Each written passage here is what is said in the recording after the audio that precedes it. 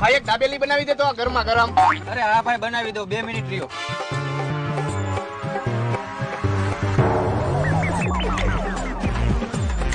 Thank you ભાઈ. એક number હે ભાઈ.